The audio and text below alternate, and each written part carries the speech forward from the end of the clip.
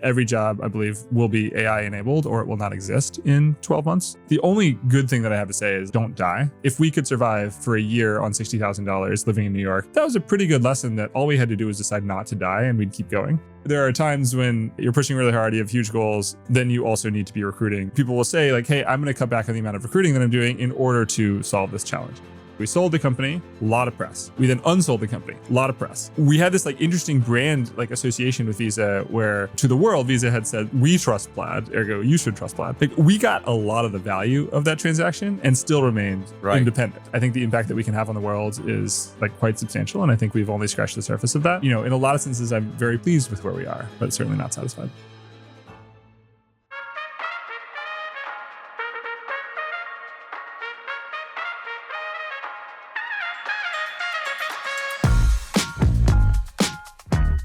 Welcome to Grit. I'm Joubin, partner at Kleiner Perkins, a show where we go beyond the highlight reel and explore the personal and professional challenges of building history-making companies. Today on the show, we have Zach Perret, co-founder and CEO of Plaid. What started as a string of failed consumer apps became the backbone of modern fintech, powering products like Venmo and Robinhood.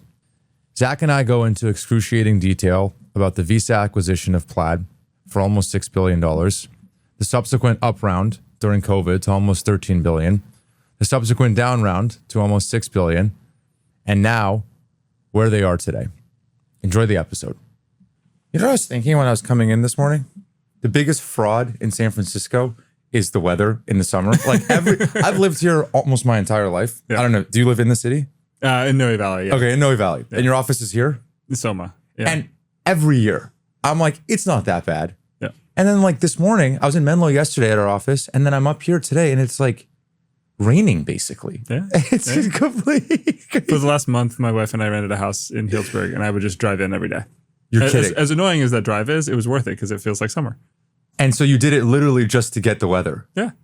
And how far is the drive from Healdsburg to? It's like an hour and a half. Okay. You didn't want to buy something there? I mean, no. I mean, yes, of course. I would love to have a house there, but like, no. So you drove every day from Healdsburg? 3 days a week. 3 days a week. And then you work from home on Friday or something? Yeah. Yeah, exactly. And you did that literally just to get the weather? Yeah, it feels like summer there. I mean, 20 minutes north, south, or east of here is summer. Exactly. West, you're in the ocean. You know, that's right. It's cold out there too. That's right. That's right. Well, thank you for doing this. I was looking back at our notes on when the introduction happened. Oh my gosh, I'm so sorry that it's taken forever. It's fine. It's almost like the anticipation has been building, you know? It was Brian Long. Okay. 2 years ago. And part of me was like, okay, like, why has it taken us so long to schedule? And I realized, I was like, oh, like a lot's been going on your end. That's like, you probably weren't ready to talk about a lot of the stuff that has been going on. So anyway, I'm just thrilled to do it now. Thank you so much for having me. I'm excited to be here. I'll thank Brian for the introduction. How did you two meet? Oh my gosh. Brian and I met at a dinner. I think it was Enrique Dubugras puts together these like interesting people dinners every now and then. And I was at one of those and we kind of became friends, and then our wives became good friends. And so he's been like just a great person to bounce ideas off of, and it's been awesome to watch his entrepreneurial journey. And he's doing another one. Enrique was here doing this with me, I don't know, 6 weeks ago. Nice. And what he has done is insane. Like what him and Pedro have done was insane. It's just crazy. It's just like, I respect and admire the way that they have run the business, then basically rerun the business all over again. It's pretty crazy. It's awesome to watch. They're a customer, and we're a customer of theirs, and it's been cool to see it. Yeah. Can I dive into a specific moment in time and then zoom back out and just talk about whatever we want to talk about? Is that okay? In media res, let's do it. Okay, all right. So, right before you and I were going to talk, this was 2021, right? COVID. Yeah, okay. 2 years before we actually got introduced, in the middle of COVID. Yeah. You all had raised a bunch of money, and Visa comes out and says, we're going to acquire you. Yep. for 13 billion. Was that the headline? No. So it was January of 2020, right before 2020. COVID, actually, where Visa was going to acquire Plaid for, I think it was 5.3 billion. It was just above $5 billion. Okay. Yep. And then we were in that transaction for a year, ended up walking away after a year when exclusivity lapsed, and then we raised it 13 billion. So yeah, it's weird. Was there like a gradient over time where your confidence started to erode? That like during that year that this was going to go through? Like, did it happen gradually or suddenly? Well, it was let me give you the whole story. So sold the business in January of 2020, or signed the paperwork to sell the business in January of 2020. Had this like really hard all hands of the team because some people were really excited, some people were really unhappy about it, some people thought that the potential was greater, so on and so forth. Then we kind of fast forward a little bit and things had like stabilized. Then COVID hits, so that's 2 months later. March, exactly.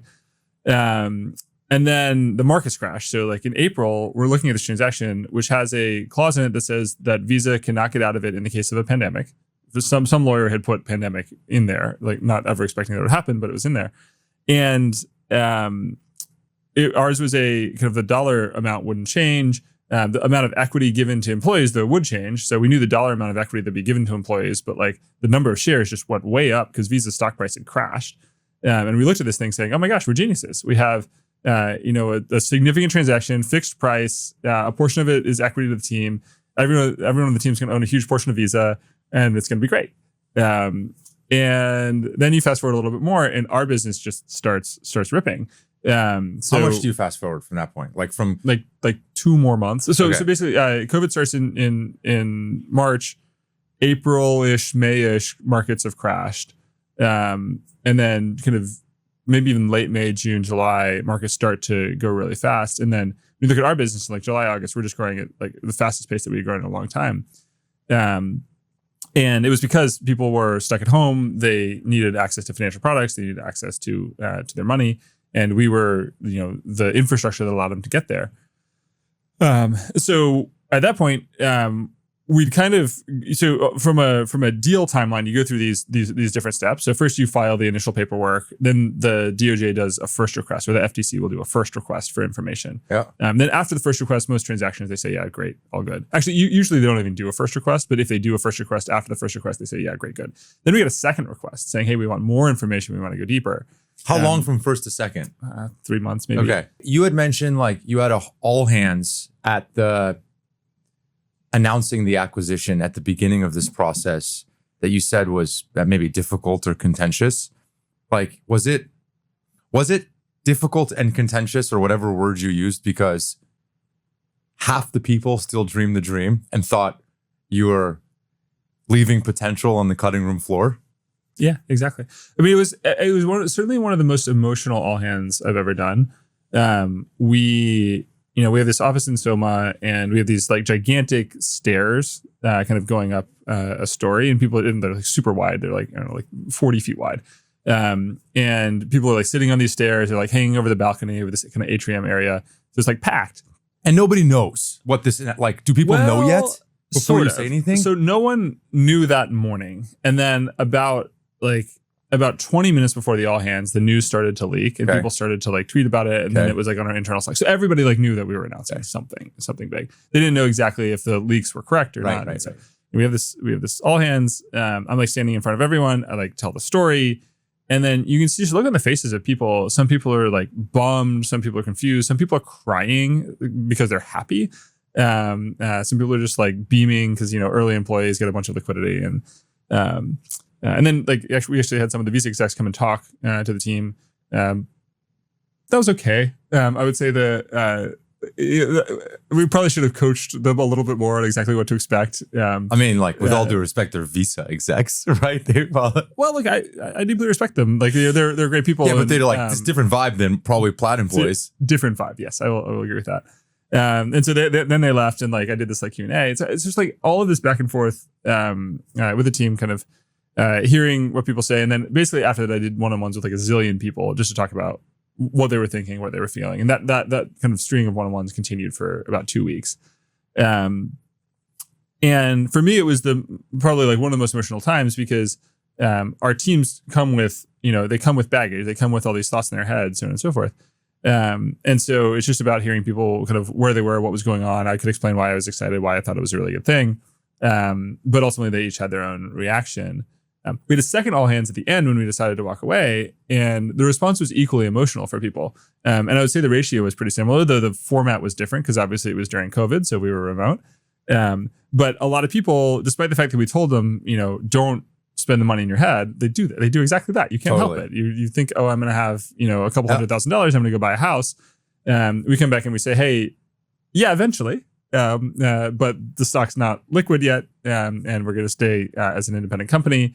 And, we'll try to do a secondary. And we did do a secondary, but you could buy a car, not a house. And, right. So it's just a totally different thing. So those were probably the two most emotional all hands I've ever dealt with. And Zach, pre all hands, pre you making the decision, were your execs looped in?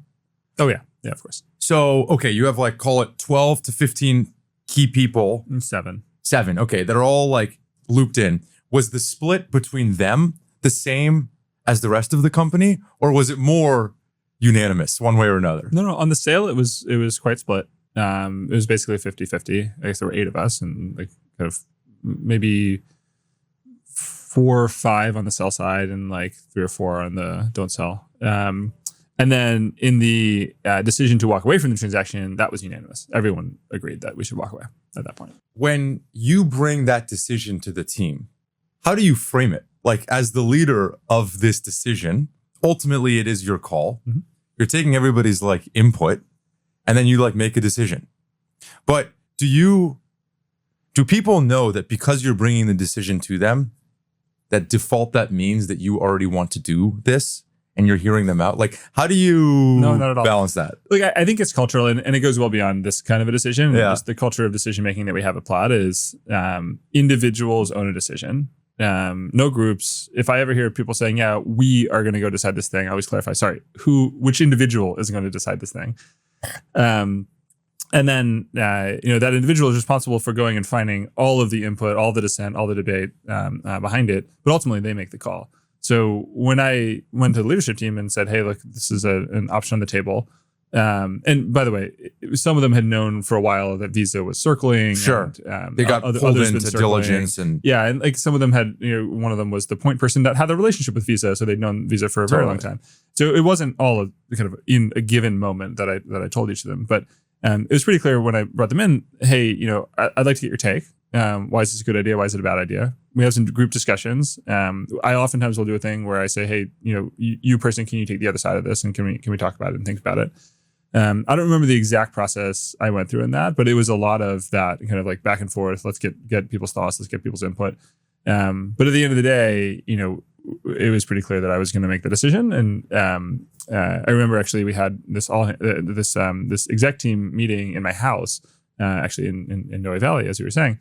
And everyone was sitting there and kind of they gave their input. We had this probably 3 or 4 hour discussion. And then I kicked everyone out and I said, all right, great. I need a few hours to think about this. And then just went on a walk, thought about it. And then, ultimately got to the final decision. And this was kind of clouded by, there's always negotiation backdrop, can we make the deal better? So on and so forth. Right. All the time. So that day, people leave. They spend the afternoon in your living room. Yeah. You have I imagine, quite spirited debate. And then you're all right. It was one of many debates. We right. for a couple of weeks. Right. But you knew you were going to make that decision that day. You knew that this was the day that the decision was going to be made. Yeah. It's pretty intense. And then you start walking around and you're all right. And can you maybe just walk me through what those trade-offs are in your head? Of deciding to sell the company? Yeah. Yeah. How did your pros and cons list when you're going on your walk? Yeah, totally. I mean, I don't think it was at this point a pros and cons list. It was much more of the final decision came down to what do I think the best outcome in the long term for the mission of the company is going to be. There's always a bunch of pros and cons, but for me, it's how can we make Plaid into a thing that people 20 years from now are going to value, think is important, and we're going to improve the quality of financial services for everyone in the world. And Visa brought a lot of attributes to that. Obviously, they have a huge network. We are constantly working with, partnering with, negotiating with the banks, and Visa's the world expert in doing that. They have a huge international presence, and I still believe that the business long term will be a very international business. They could bring a lot of capital. They could accelerate our growth in a bunch of ways. They have a huge brand. They bring a lot of security, kind of visibility. So many aspects of their consumer brand could be useful. So tons of positives. I think the negatives for us are, one, I love building an independent business, and there's an argument that Plaid can, and frankly, I now very much believe will be a much larger company independently than as a part of Visa, because we can invest in the future in a way that, a larger company won't necessarily be as incentivized to do on our terms. And so that was a big one. I mean, the cultural questions were a big one. The logistical questions were a big one. Are we going to move into Visa's office in the South Bay? Or are we going to keep our office? Like, there's all of these like tactical things. Ultimately, we were able to solve for a lot of those in the way that we approached the transaction by saying, Plaid's going to run as an independent company. We have access to all the Visa resources, but everybody at Plaid reports to me. It stays in an independent office. Like, we can build our own independent culture. But we get to kind of like plug in via whatever set of APIs we create between the organizations, but we get to create the APIs. They're not forced upon us. So we had this like great acquisition theory. And actually, interestingly, for companies that we've bought as Plaid, we've run a very similar acquisition theory because I think it's the fastest way to maximize growth. But at the end of the day, the decision for me came down to like, how can we make Plaid the biggest, the fastest in the long term, and like create the greatest amount of value for consumers and for our customers. The interesting thing is, having gone through the arc of the transaction, so we sold the company, a lot of press. We then unsold the company, a lot of press. We then raised a huge round, a lot of press. We had this like interesting brand like association with Visa where, to the world, Visa had said like, hey, stamp of approval, like we trust Plaid, ergo you should trust Plaid. And of course, then we later raised a bunch of money and we were able to build a bunch of infrastructure ourselves. Like, we got a lot of the value of that transaction and still remained independent. Right. And so like, I joke that if I could have written a Hollywood script to like best accelerate the business, I would have written a script like this. Obviously, I'm not creative enough to write that Hollywood script, so it wasn't my idea going into it. But it gave you legitimacy. Exactly. The outcome was oddly like far better than we could have predicted. When you're describing what you're optimizing for, the way that I hear it is that there's probably the right side of your brain, which is like the very rational side of your brain, which is like, what is going to extend the mission of this company to its fullest potential. But then there's like the other side of the brain, which is like all of the emotions that are tangled up in it. What does my wife think? What are my kids going to think? What am I going to do with my time? Where is the office? Who's going to be a millionaire? Like, what am I going to do next?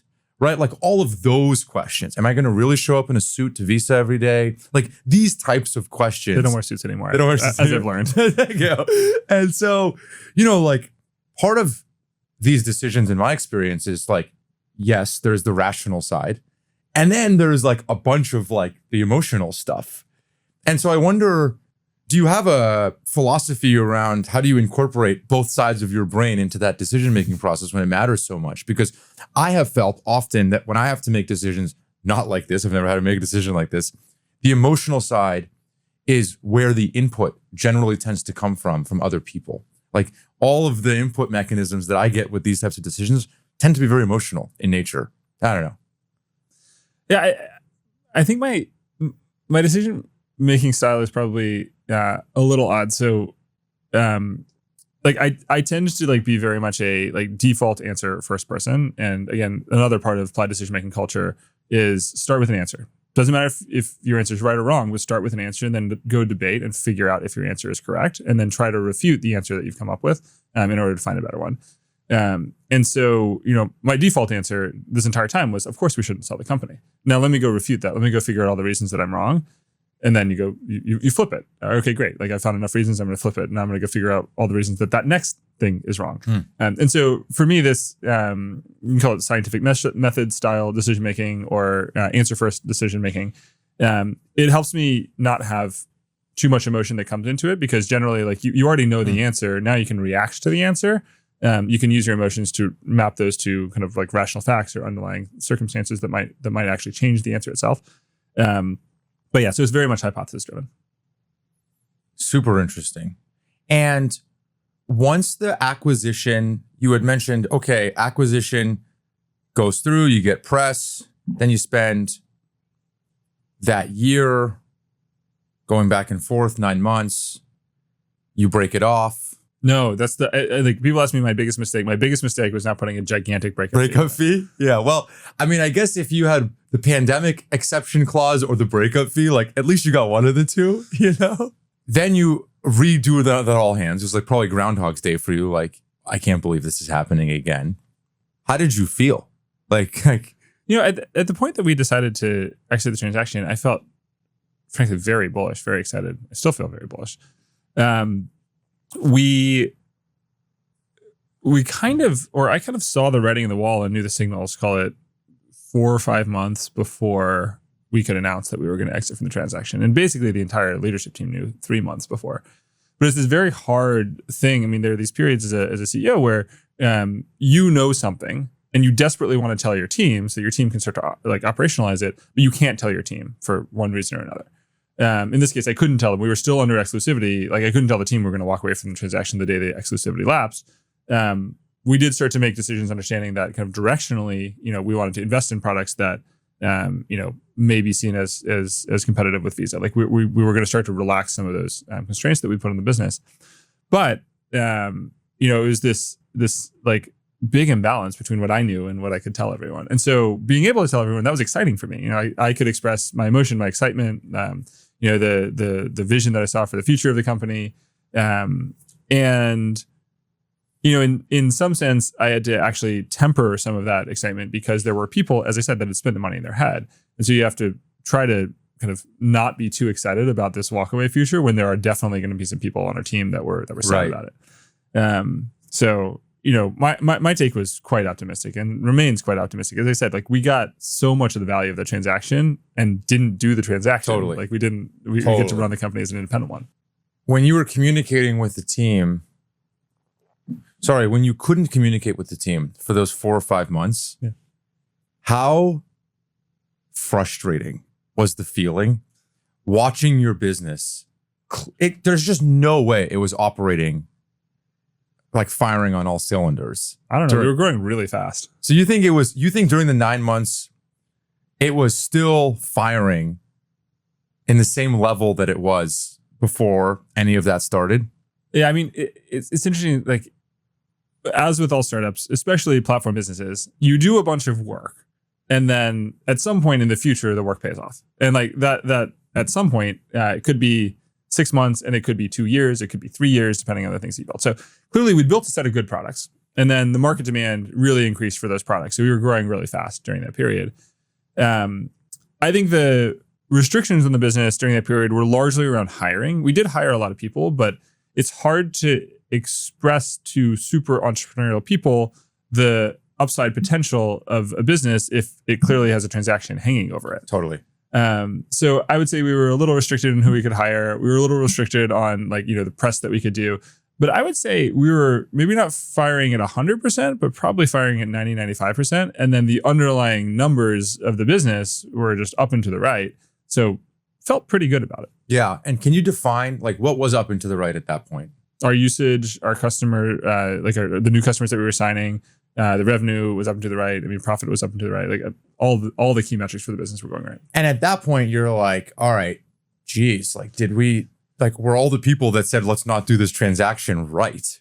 Because in this 6-month interval, the business has taken off into a completely different trajectory. Maybe. I try hard to evaluate decisions based on the information that was available at the time. Yeah. Meaning, you know, if I had good data and all of the correct inputs and I made a decision, if I were to go back and have that same data, would I make that same decision again? Yeah. So my take is I think we made the right decision to sell the company at the time. I also think we made the right decision to walk away. Yeah. The underlying facts changed. But I want to kind of give us, and again, culturally about decision making, we've talked about this a lot, like give the people on our team credit for making the right decision based on the facts that they had. Yeah. I will let this go because I don't want to take the whole time on this but it is very fascinating. But how agonizing was it before you made the call? Like, did you feel Agonized? I don't know how else to ask that question. No, I mean, I think it's a set of logical decisions. It's like a process that you go through. And for me, I think I certainly try to avoid emotion in my decision making. Like emotion gives good signals, it gives good facts, it gives good inputs. But making decisions emotionally never gets you to a good result. Who do you call in those moments? Like who are you like, all right, geez, like let me go through my Rolodex here of like people that have gone through this. I mean, the hard part is you can't really call that many people because it's a very confidential thing. And, right. You know, a lot of the business mentors or friends or folks that I would normally talk to, they work in the industry, so I can't really tell them anything. Right. Definitely have, you know, a set of like coaches and folks that I know and can talk to, you know, close friends. But for the most part, it's an independent decision-making process. Yeah. So the breakup happens, you rally the troops, get everybody going again. Is the business still like is it at that point still going up into the right? Yeah. I mean, look, we had an amazing growth trajectory from, call it mid 2020 up until mid 2022. Then basically it was the ZIRP era. So low interest rates, people stuck at home, people using fintech like crazy. And then our customers growing incredibly well, a lot of new startups launching, lots of funding coming to the space. So like overall business is growing super well for that 2-year period. So mid 2020 to mid 2022.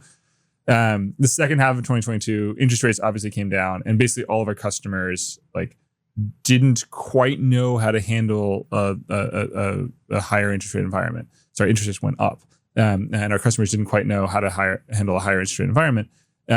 And so we saw slower growth, still growing through that period, actually. So I feel really proud of kind of the resiliency of that business, of our business, going through a kind of really low to a moderately high interest rate environment quickly and still growing through it.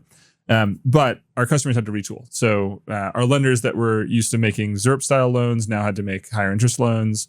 A lot of the investing companies that we worked with, they had to build products that were much more focused on kind of savings and giving consumers the ability to buy treasuries and things like that, as opposed to just purely buying stocks because stocks weren't growing as well. So a lot of retooling that happened in our customer base, and that probably lasted about 6 months. And then back into 2023, like we returned to normal growth, but on a much higher base. The cool part of all this is when we exited the transaction in 2021, we raised a big round of financing at like double the Visa price. More than double, yeah, exactly. Like so 13 billion. 13, yeah. So big step up in valuation, but most importantly, a lot of capital. So we took a lot of capital on the balance sheet, and we have, for the lifetime of Plaid, had this vision that first we're going to build, I call it data plumbing. My comms team hates it when I call it data plumbing, but the ability to link your bank account to an app. Kind of a crucial thing. If you want to use anything in fintech, you need to link your bank account to an app. In doing so, we had a lot of users connect their accounts. We had a lot of data that was flowing through our system.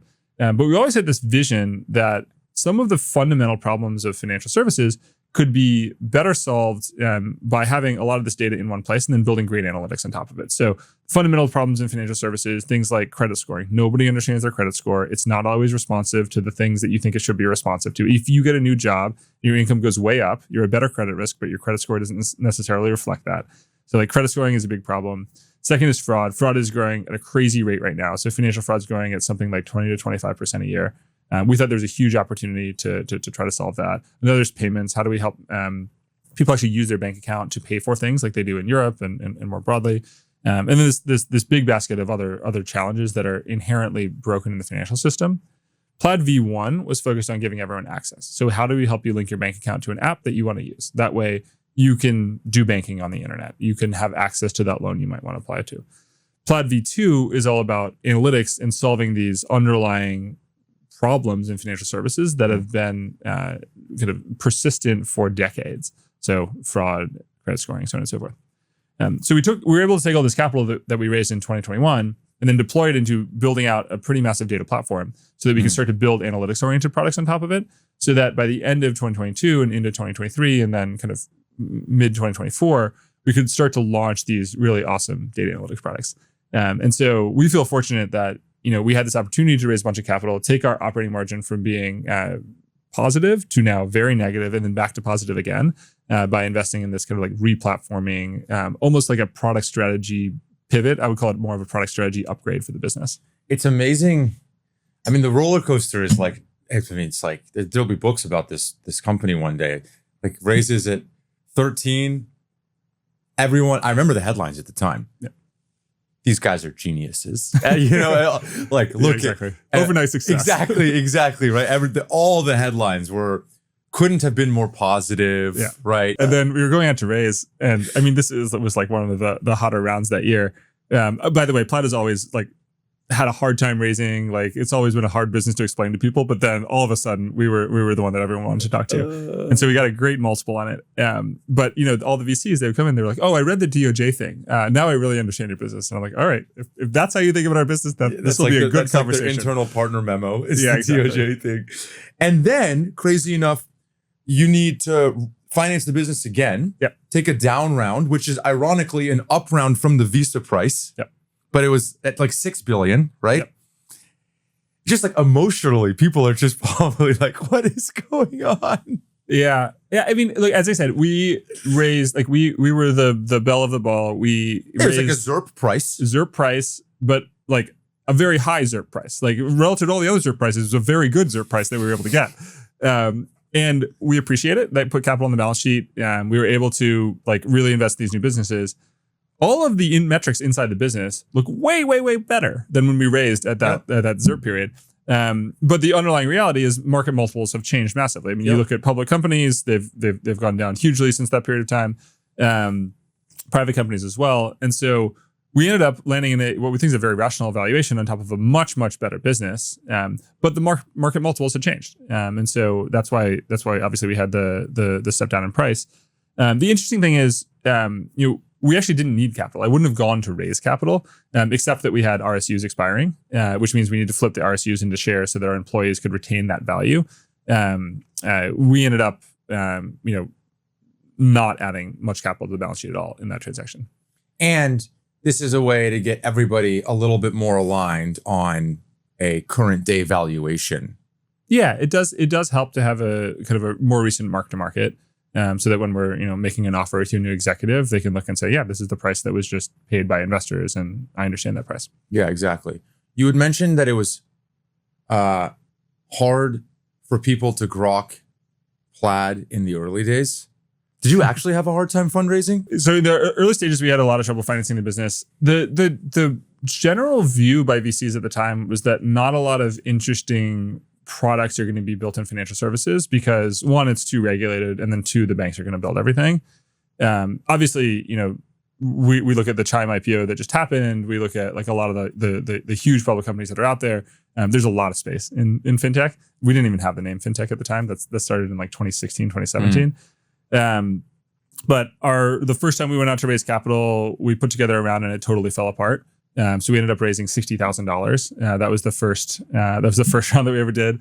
Then we did like a very small, I think we raised $250,000. Then we were finally able to raise a seed round. And at the seed round, it was interesting because we'd pitched all these investors like 2 or 3 times. And they said no to us 2 or 3 times. And then one of the new investors that we hadn't happened to pitch before ended up leading that round, which is great. They didn't have the negative history, I guess. And then at the Series A, it was still tough, but we ended up getting maybe 2 term sheets at the Series A. Series B was a lot easier because we had metrics, and then the Series C, that's actually when the KP Growth Fund invested. Right. When you did the 60K round, and it fell apart. What do you mean it fell apart? Like people just got cold feet? Sort of. So we went out to raise $500,000. I think it was like $500K on a $4 million post or something like that. And we've talked to a bunch of angel investors. Like the funds weren't really interested because we were too early. We were also living in New York at the time. And so like the New York funds were really, really looking for like a lot more traction than we had. We didn't know all the West Coast funds yet. But we put together this group of angels led by these 2 guys that were like pretty prolific angel investors. One in LA and one in New York. And then we went out and got a bunch of other like little smaller checks put together. So it was a $500K round. Like a week before we were supposed to close, I think we'd actually signed the docs at this point. Like a week before we were supposed to close, the lead investor in LA calls and he says, "Hey, look, I can't do it. Like I don't believe in the space. Like I don't believe in kind of financial services and this platform idea." So when he left, then the other New York guy left, and then everybody else left. And we felt, it was irresponsible not to call everyone and tell them what was happening. So we called each of the investors and we said, hey, look, here's what's happened. The lead investors decided to step out of the deal. We still love to have your capital, but we don't have the full round. Now, it actually logically makes sense for a lot of those investors to walk away at that point, because investing, $50K into a business that has no other investments, that's not necessarily a good risk. But there were these three guys who each kind of independently said, no, don't worry about it. Just take the investment. Let's see where it goes.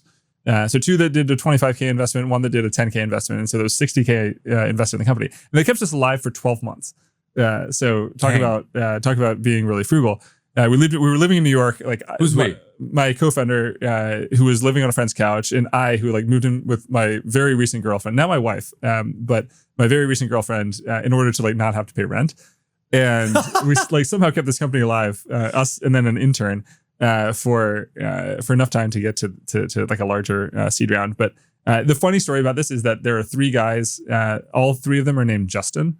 And so we would have this internal joke of, hey, we're making this big decision. How would the Justins think about that? How would the Justins think about how we're using their capital?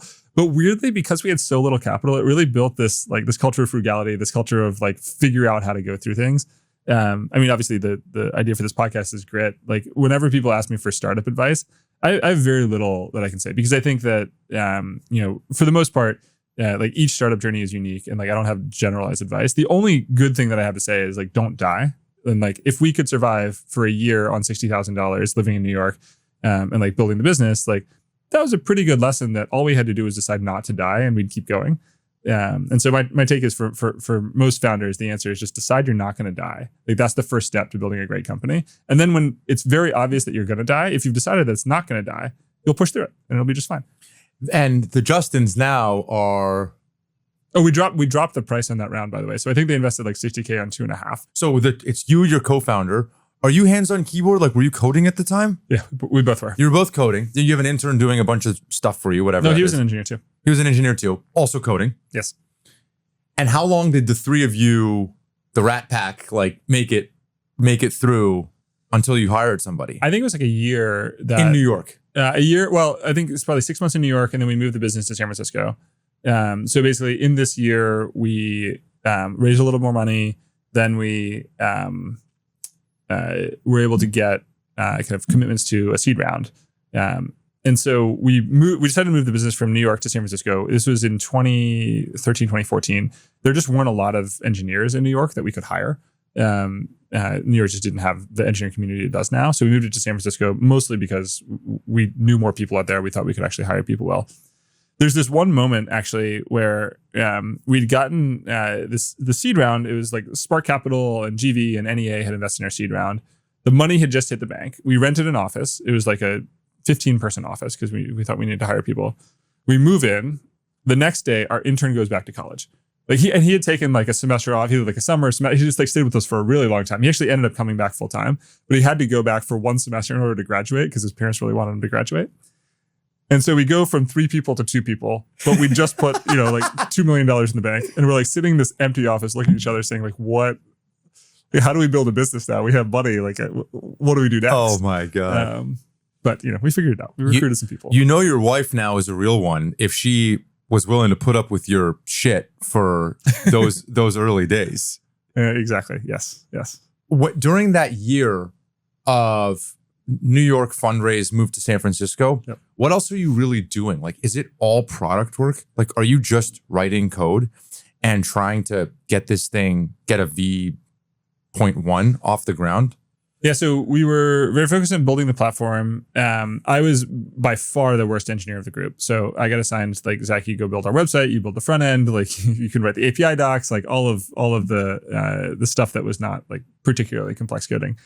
And then, me having had basically no sales experience, I just decided, all right, the best way to contribute is to go talk to customers. And so that was me just for probably a year chasing every fintech meetup, every, people in finance want to build stuff, calling everyone that I knew, talking to, I remember, I think I called YNAB, You Need a Budget. It was a budgeting tool at the time. I think I called them I think it probably sent them like 20 emails before they finally responded and said, hey, please leave us alone. But also like, okay, interesting idea what you're working on.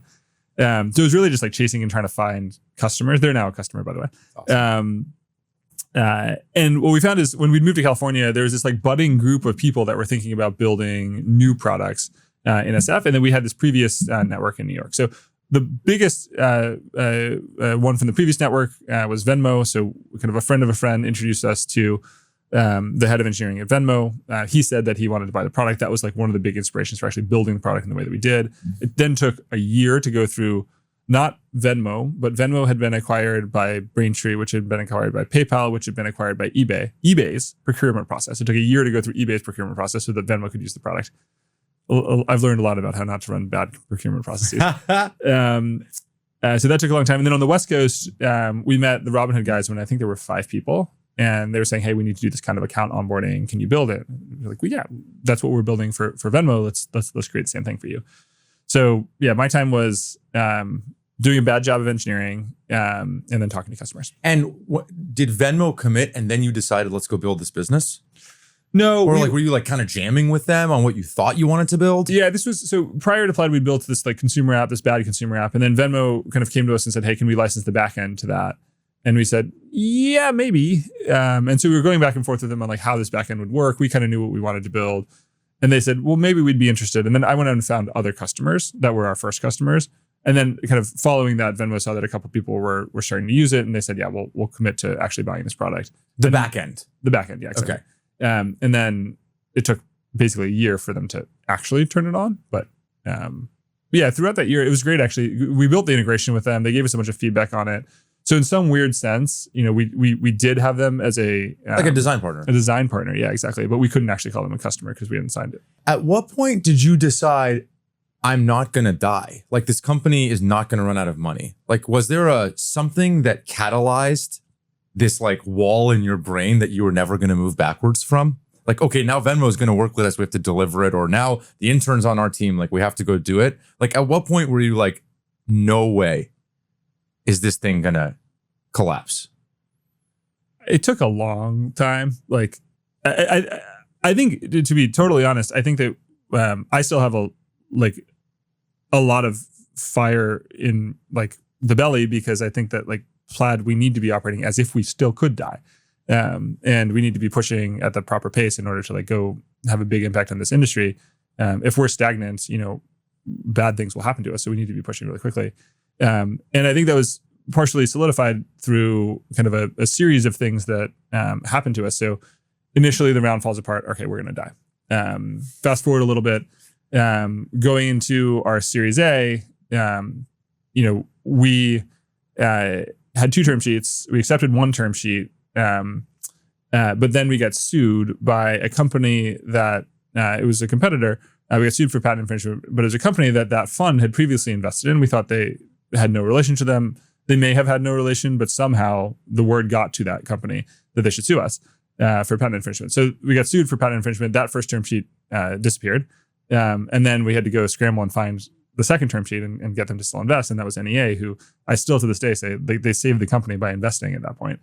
So that was another instance where we were going to die.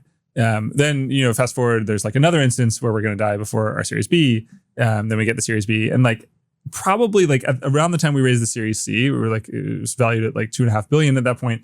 That was when I started to say like, okay, maybe the company's not going to die. But we still need to act like it might. We still need to have this thought in the back of our mind of like, if we are not moving at sufficient pace, if we're not sufficiently scrappy and thoughtful and hardworking, we're going to stagnate and then the business is going to die. So I don't think that feeling has fully gone away. This might be a silly question, but is the only existential threat in your mind running out of money? No, of course not. I mean, the businesses die for many reasons. But I think the existential threat of running out of money in the earliest phase was very clear to us, certainly. There's this book, and I can't speak for the whole book because I read it a long time ago and I don't remember all the details, but I remember the title. The title of the book is called Pleased But Not Satisfied. And I think that's how I'd probably describe my management philosophy, is that I'm pretty pleased with what we've accomplished. Like I'm pretty pleased with the business that we've built so far. I'm pleased with the things that we're shipping. And there's a lot of things to celebrate, but I'm absolutely not satisfied because I think the opportunity ahead of us is so great. And I think the threats to the business in the longer term can be very real if we're not continuing to move at the pace that we need to move. And so, I'm deeply motivated by the mission. I think the impact that we can have on the world is like quite substantial. And I think we've only scratched the surface of that. So, in a lot of senses, I'm very pleased with where we are, but certainly not satisfied. And this dissatisfaction, is that how you are with everything, or is that specifically to Plaid? I think if you ask my wife, she might tell you that it's kind of the same. Where we like I run a lot, like I do marathons and so forth, and like I'm happy with the times that I'm getting, but I'm absolutely not satisfied with the times that I'm getting. I think I need it's probably better for me to like learn to turn this off a little bit in personal and social situations, but it's built in. I did my first triathlon, maybe my last, but I did the Escape from Alcatraz here. Nice. And I had this weird feeling before, like leading up to it, like the swim was the thing that I was just dreading. Like I do not want to swim from Alcatraz to shore. And I kept telling myself, like, once it's over, you're just going to be really happy, really proud. Like it's going to be over and you're going to feel great. And then after it was done, I did not feel like that. Like I felt like, man, I probably could have gone faster. I was waiting too long between the swim and the bike. Like, why did I take so long on the run? Am I going to have to do this again to get like, And I was like, what the hell? Like, there's just no winning. What's the saying? The reward for good work is more work. Right. It's like a cake eating contest and the reward is more cake. Yeah. Exactly. Can you talk about the PNC Bank stuff? No. Okay. All right, fine. Okay. Sorry. Maybe offline, because I do want to know about it. Yeah. I have a few things that I do want to ask you that hopefully you can talk about. The first is, you said you built a shitty app before you built Plaid. We built a bunch of them. What does that mean? So the initial idea for Plaid is we wanted to build something that helps consumers live a better financial life. This was 2012, like late 2012, early 2013, living in New York. And around that time, it was the tail end of the Occupy Wall Street protests. It was a period, and setting aside the politics of all of that, it was pretty clear that consumers were frustrated with financial services. It was a period after the 2008 financial crisis where, people were mad at their banks. And we, being kind of like naive entrepreneurs, said, all right, well, we want to build a tool to help people feel better about their finances. Like we want to build a tool so people feel more protected by the financial system. The first thing that we tried to build was a budgeting tool. We had seen Mint, and Mint at the time, I think, wasn't on mobile devices. So we were like, all right, let's build a mobile version of Mint, or let's build a more accessible version of Mint. And we had a bunch of signups. People were excited about the product. And then we had a bunch of people first like turn off the notifications when we started telling them that they spent too much money on coffee, and then delete the app and never come back. So, V1 of the first idea we had was terrible.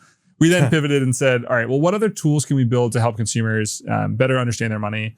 We built one that was about helping people find cheaper places to spend. So, hey, you're in this grocery store. There's a grocery store down the street that's cheaper. We would tell people that, and then they would kind of respond by saying, yeah, I know it's cheaper. It's kind of crappy. I don't want to go to that grocery store. So again, another one that failed, had a lot of users and then didn't go anywhere. And this is you and your same co-founder? Me and my co-founder, yeah. Same guy. And then eventually this intern that we brought on. I call him the intern. His name is Michael. He's a really wonderful engineer. Like I should give him a real shout out. But he's not an intern anymore. No, he joined Plaid. He was full-time with us for a long time. And now he's off doing other things. Engineer. Yeah. So we, so that was another one. We built a tool to help you like make recommendations on like, hey, you spent in these places, you might like to spend in those places. We built a tool that put a play button over your entire financial life. So you hit play and it was like this magnifying glass on a map that would move around and like zoom in every time you spent money in a place. So you could hit play on your vacation and you would see all the places you spent money in your vacation. It was kind of cool. That's actually kind of cool. Yeah, there's like a bunch of these things that got real traction and then immediately no more traction and couldn't monetize in any way. And so basically the unifying backend to all this is what ended up becoming Plaid, which is how do we get data from the banks? How do we make the data into kind of a format that can actually be useful? And that was around the time that our friend Peyton from Venmo came and said, hey, can we license the backend? That might be interesting. Did you and your co-founder decide together, like, all right, come hell or high water, we're just going to try a bunch of stuff until we make something work? Because the alternative of going back to Bain and doing consulting is just untenable. Well, we both quit. So we both had no job. I think, I don't know how great co-founder relationships are forged, but ours was uniquely great. My co-founder is as determined as I am, like as focused as I am. He's a much better engineer than me. I'm probably a better salesperson than him. But like, it was a thing where like we were in the same boat. Like neither of us had family money to fall back on. Neither of us had any backup job offers. We kind of knew that if we didn't make this thing successful, then we had to go interview at Google and try to get a job. And neither of us wanted to do that, like vehemently. And so we were just in this same boat. Like we had no money. We had to make this thing successful.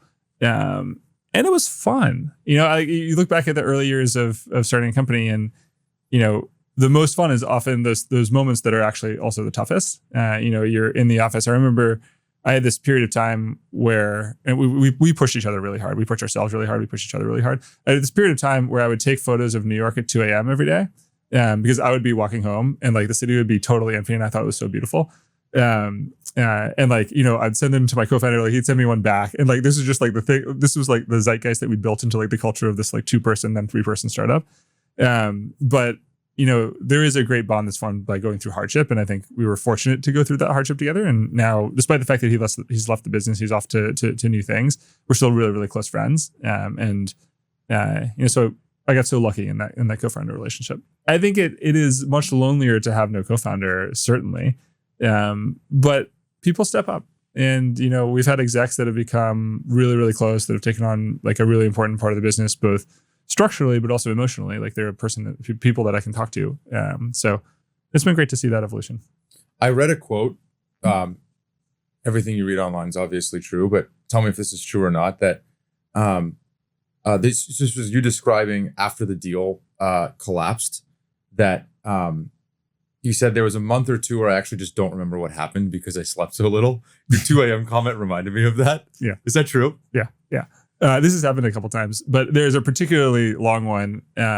Basically, like the first quarter of 2021, I don't remember very well. But I have photos of what I've done. Like, my wife will remind me what's happened.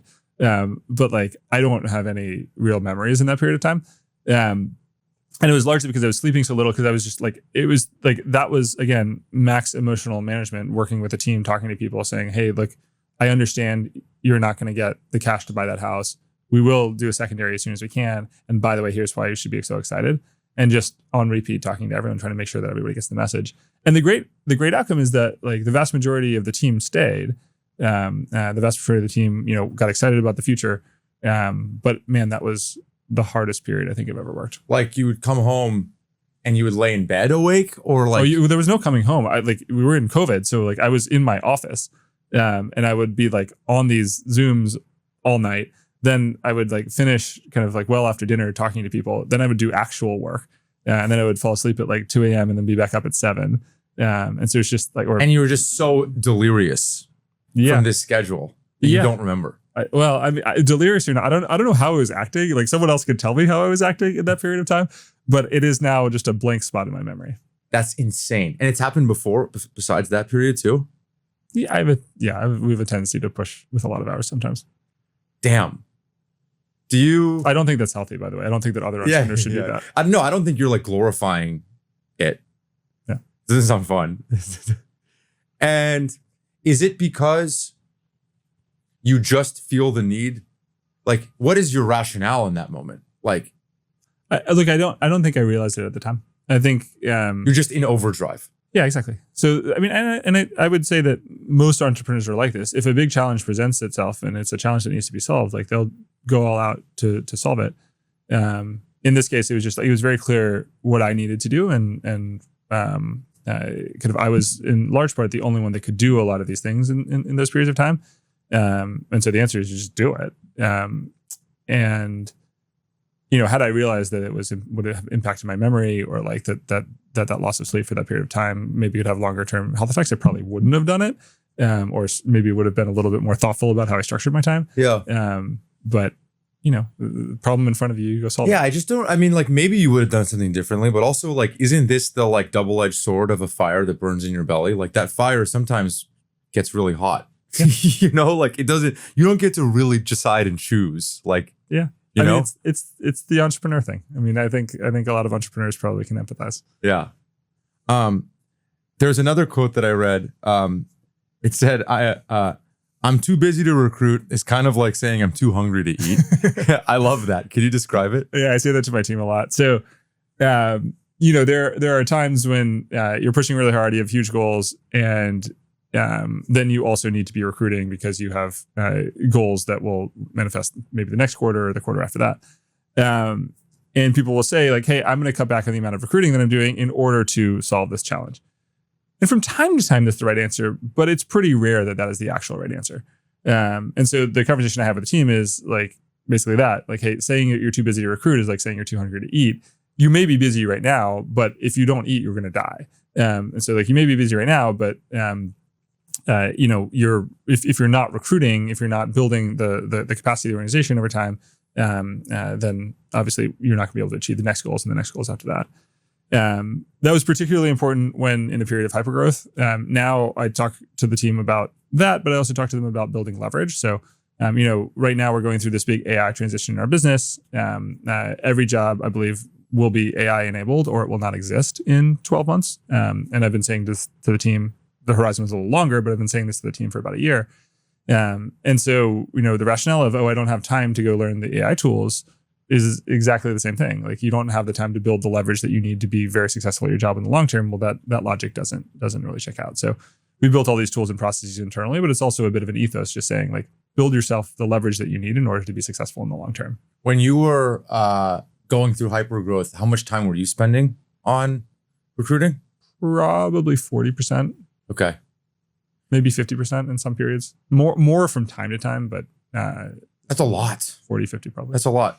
Yeah. That's a pretty consistent answer that I hear. And I think it doesn't really settle in how much that is unless you really think about half of your working day is recruiting. Like that's a lot. It is. But you have to find a way to love it. Like I love recruiting now. It's one of the most fun things that I get to do. And I started out hating recruiting. And the reason I hated it is like, I felt like I was selling myself. I felt like, if a person didn't want to come work for us, then like that was on them.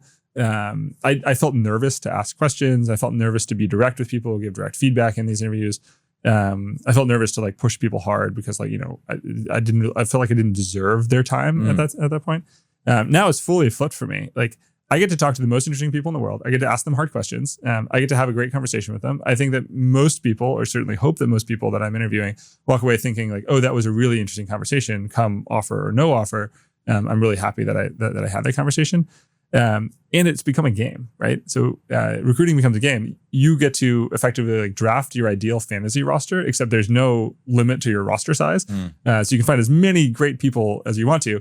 And you get to put them on your fantasy team, and then this fantasy team gets to go out and tackle challenges and become friends and all this stuff. Another great aspect of recruiting that I didn't quite realize until a little further in my founder journey, but like as a founder, you get to build the environment around you. Like you get to choose who you spend your days with. You get to recruit people that you're going to learn from and be inspired by. And in almost no other job do you get to have that level of world building. Where you can create this wonderful environment for yourself and of course for everyone else, but you get to choose who's in that environment. And that for me has been super rewarding. Like I'm really close friends with a lot of the people that we've hired over the years, and it's a unique thing that I get to do. That's a very like profound way of describing it. Like it's your world that you just get to design. You're like Pokemon going and catching them all. When you talk about getting leverage from AI as a person on your team or whatever, how do you think about that as a CEO? Like, how do you think about what are you doing today that's different from what you were doing 2 years ago, taking advantage of some of these tech? I talk to ChatGPT far too much. It's become my friend. I've built custom GPTs to do all sorts of different things. I built my own exec coach. Are you serious? Yeah. What did you feed? I went and pulled a bunch of snippets from a bunch of books that I was inspired by. I pulled stuff from autobiographies. I pulled like a bunch of podcast transcripts, so on and so forth. I like fed them into this like custom GPT, and I was like, hey, you are an exec coach. I gave it a certain set of parameters that I wanted it to coach me on. And then I just talk to it every now and then. Like helps me work through problems sometimes. It's not perfect by any stretch, but it gets you a unique view of it. But also at one point, there's this guy that I'd never met, but I love his books. This guy named Josh Waitzkin.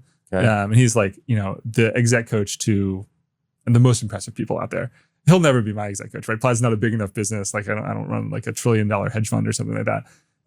But I fed a bunch of his stuff into it, and I was like, now you're the Josh Waitzkin exec coach. Like, please coach me. And it was kind of cool. Like, having read his books, it feels like it got somewhat close. So those are some of the more fun things.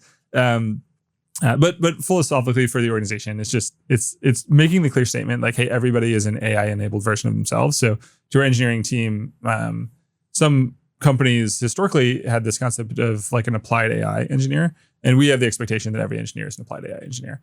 We originally tried the applied AI team, but then we were like, no, this needs to be everybody. And so it's just making it really clear what the expectation is of everybody. Everybody should be innovating. Everybody should be learning, and then setting aside dedicated time to go learn about it. So we do these AI days, both company-wide and then as a team. And then we back those up with hackathons where like we'll do AI day where we'll teach you a bunch of stuff. You have time to go learn. And then a month later, after you played with the tools, we'll do a hackathon where you go deep and build something. And we've massively increased the number of both AI days and kind of like training days and hackathons that we do this year. And I think we'll continue that into next year with the expectation that our workforce is going to be fundamentally different in how they do their work by the end of next year. If you were a betting man 3 years from now, does that headcount go up, down, or flat? Up, probably. It doesn't go up at the pace that it might have in a different era. So, seeing the increased efficiency coming out of our engineering team, we don't need to hire new engineers at the pace that we did before. But we will continue to hire engineers, and we will continue to see the efficiency gains improve. So the net output of the organization will be as much, if not much greater than what it would have been had we hired at the pace that we did, call it a couple of years ago. I think 1,000 people is quite it's like a pretty lean organization given what you all are doing. We try to be fairly lean. Yeah. Do you buy this perspective that all organizations are going to be half the size, down in headcount? I can't speak for all organizations, and I certainly can't speak for companies outside of Silicon Valley, because I don't know how the insides of an accounting firm or a law firm work. And there, I do think there will be meaningful job changes. But in our business, and in all of the other startups that I know, if you can do more, you're going to do more. And if you can afford to hire more people in order to do more, and the leverage that you get out of those people is dramatically larger, you're going to just build more stuff. You're going to create more products. You're going to add more value for your customers. And so I think that the insatiable demand of doing more, building more, creating better products for customers and so forth that'll continue. And I would expect that, startup headcount will continue to grow. I can't speak for big companies, but certainly for us, if I can hire an engineer that's twice as efficient, that sounds great. That's a great deal. I should hire that engineer and then build products that generate far more value for the company. I appreciate you doing this. Thank you. Of course. And I'm sorry again for the delay. That's okay. Are you, speaking of hiring, where are you hiring? What are you hiring for? Any key roles that you want to shout out? We're hiring for basically everything in New York and San Francisco, especially engineering, go-to-market in both places. And we just opened a Raleigh office. So if you know any amazing salespeople in Raleigh, we're building a sales office there. Cool. When you hear the word grit, what do you think of?